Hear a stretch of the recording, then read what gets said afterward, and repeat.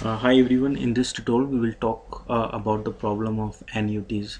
So there are many times that what happen is that we are getting a constant cash flow for every month or maybe every year, and we want to see how much does it cost now, or what is the value of that annuities now. So for example, suppose we have a cash flow of $100 every year.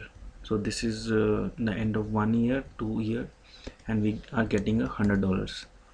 So I'll say $100 and I keep dragging it, and let's say it is for 20 years. So we are getting $100 every end of every year for next 20 years, and we want to calculate what is the value of this amount today.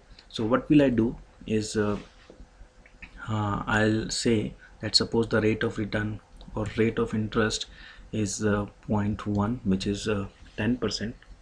So here, so what I'll do is I'll calculate the present value of each dollar amount. So this was the cash flow, and then we have a present value. So present value will be equal to 100 divided by 1 plus R. So I'll put a dollar sign here so that if I drag this cell down, then it will not change the R.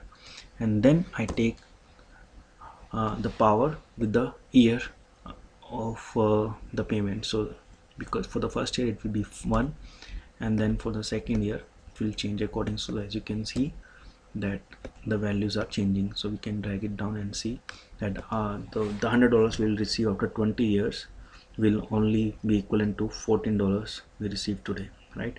And then we can calculate the total value. So we can say net present value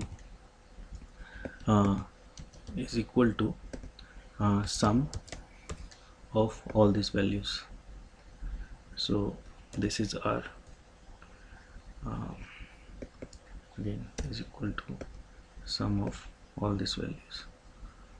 So as you can see, so this is the net present value. So when we change the interest rate, like suppose from 0.1% to 0%, then you can see that the net present value is equal to 2000, which is that's the value of $100 even after 20 years is equal to $100. So that's why the total sum is equal to 20 hundreds. So but when we have an interest rate, then it goes down, right? So now we can further go about it and so make it something else. So suppose now that we want to give money to someone, and he wants to pay you back in the installment. So how much installment should you charge him? So suppose you are giving someone 0.1 is the interest rate, so which is 10% interest rate, and somebody borrows $100 from you. So let's say money borrowed, right? So that is equal to 1000, or let's say $1000. Somebody borrows 1000 from you. So how much payment he should make you every year for next 20 years? So how will we go about it? So what I'll do in this case is that I'll go to the data tab and click on the goal seek. So I'll say data tab, what if analysis, and goal seek. So it says set cell, so I'll say set cell net present value, and then to value, because the money borrowed is 1000, and then I'll say by changing cell, so I'll say cash flow and say okay. So you can see that now the net present value is equal to the money which was borrowed, and then the cash flow should be 117.46. so the person should pay you 117.46. and now let's assume, let me bring this let me bring insert here.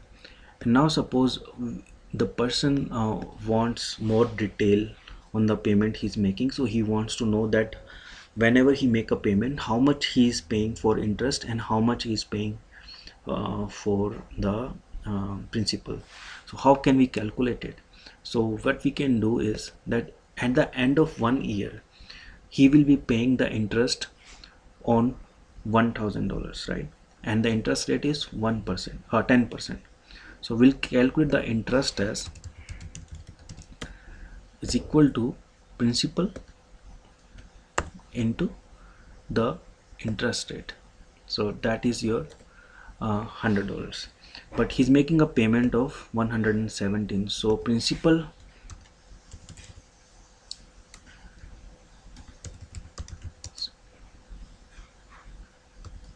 paid will be equal to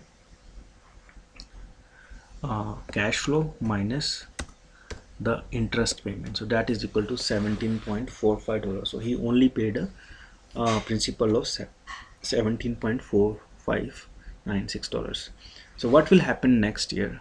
So next year the principal left will be equal to money borrowed minus principal paid, right? And I'm putting a dollar sign on the so let's do it this way. So now this is the principal left.